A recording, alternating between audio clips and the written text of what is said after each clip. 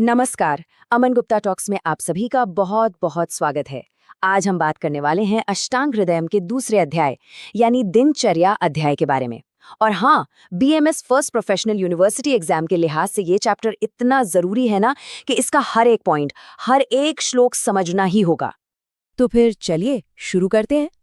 आज के इस विश्लेषण में हम पूरे दिनचर्या अध्याय को बिल्कुल शुरू से आखिर तक समझने वाले हैं। सुबह उठने का सही वक्त क्या है से लेकर अच्छे आचरण के वो कौन से सिद्धांत हैं जो हमें एक लंबा और सेहतमंद जीवन दे सकते हैं। तो दिनचर्या का सबसे पहला और सबसे जरूरी कदम क्या है? वो है सही समय पर जागना।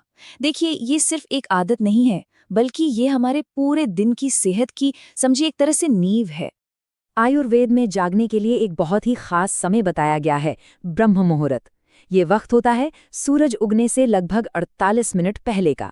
ऐसा माना जाता है कि इस समय जागने से न केवल दिमाग को एक अलग तरह की स्पष्टता मिलती है, बल्कि हमारे शरीर के जो चैनल्स हैं, जिन्हें हम श्रोतस कहते हैं, वो भी शुद्ध होते हैं। इस श्लोक में आचार्य वाग्भट साफ साफ कहते हैं कि एक स्वस्थ व्यक्ति को अपने जीवन की, अपनी आयु की रक्षा के लिए ब्रह्म मुहूर्त में ही उठना चाहिए। सोचिए, ये एक छोटा सा नियम ही हमारी अच्छी सेहत और लंबी उम्र का आधार बताया गया है।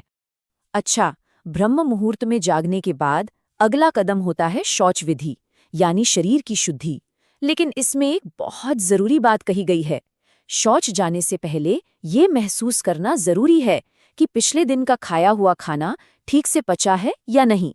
जब ये पक्का हो जाए, तभी मल मूत्र का त्याग करना चाहिए। तो शरीर की शुद्धि के बाद अब बात करते हैं सुबह की उन शुद्धिकरण क्रियाओं की जो खास तौर पर हमारी ज्ञानेंद्रियों यानी सेंस ऑर्गन्स के लिए बहुत जरूरी हैं।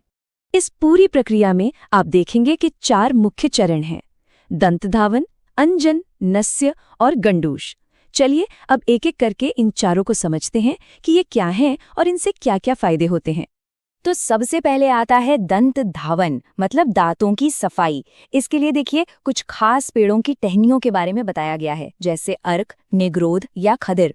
और इनका स्वाद कैसा होना चाहिए? कषाय, तिक्त या कटु। पर यहाँ पर जो सबसे जरूरी बात है और एग्जाम में भी अक्सर पूछी जाती है, वो है इसका निषेध, मतलब इसे कब नहीं करना है। तो अगर किसी को अपच, उल्टी, अस्थमा या खांसी की तकलीफ है तो उन्हें दातुन से बचना चाहिए। ये पॉइंट याद रखना बहुत जरूरी है।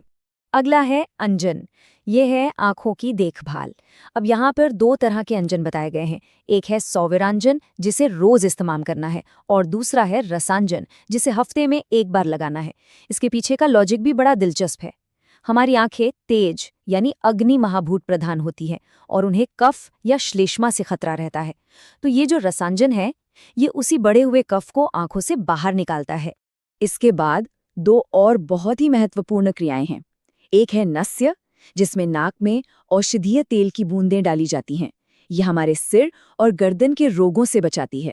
और दूसरा है गंडूष, जिसे आजकल लोग ऑयल पुलिंग भी कहते हैं।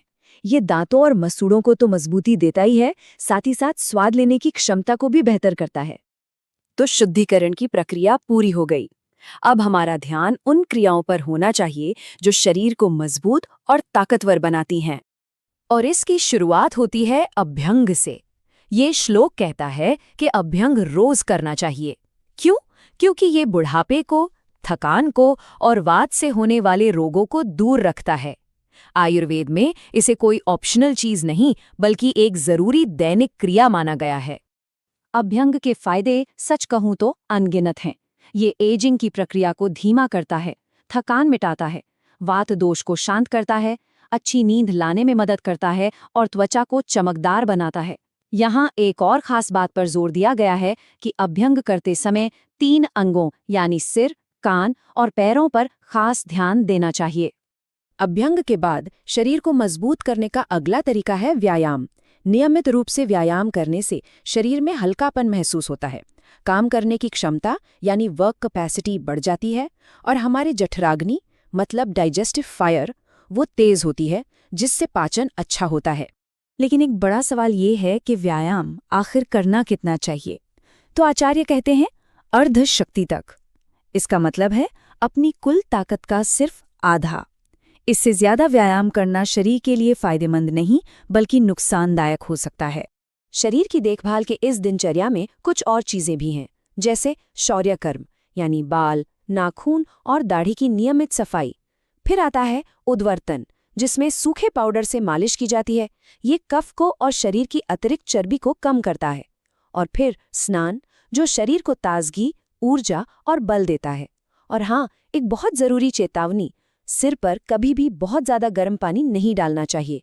इससे बाल और आंखें दोनों को नुकसान पहुंचता है।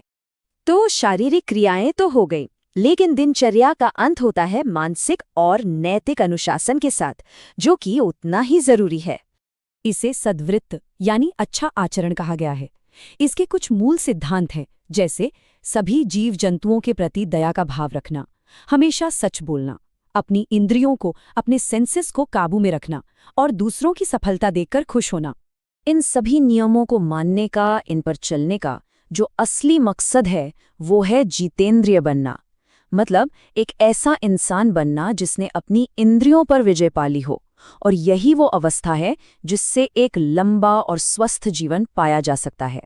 तो हमने देखा कि दिनचर्या अध्याय सिर्फ कुछ शारीरिक क्रियाओं की लिस्ट नहीं है, बल्कि ये हमारे शरीर, मन और आत्मा के बीच एक संतुलन बनाने का, एक बैलेंस बनाने का पूरा तरीका है। तो इस पूरी चर्चा के बाद एक सवाल तो बनता है कि ऐसी कौन सी प्रैक्टिस है दिनचर्या की जिसे सबसे पहले अपनी जिंदगी में शामिल करने का मन बना रहा है, और इसके बाद हमें किस टॉपिक पर बात करनी चाहिए, ये सब नीचे कमेंट्स में लिखकर जरूर बताइएगा। अगर ये जानकारी काम की लगी हो तो इसे लाइक जरूर करें, अपने दोस्तों के साथ शेयर करें और ऐसे ही और विश्लेषणों के लिए अमन गुप्ता टॉक्स चैनल को सब्सक्राइब करना बिल्कुल ना भूलें। मिलते हैं अगली बार।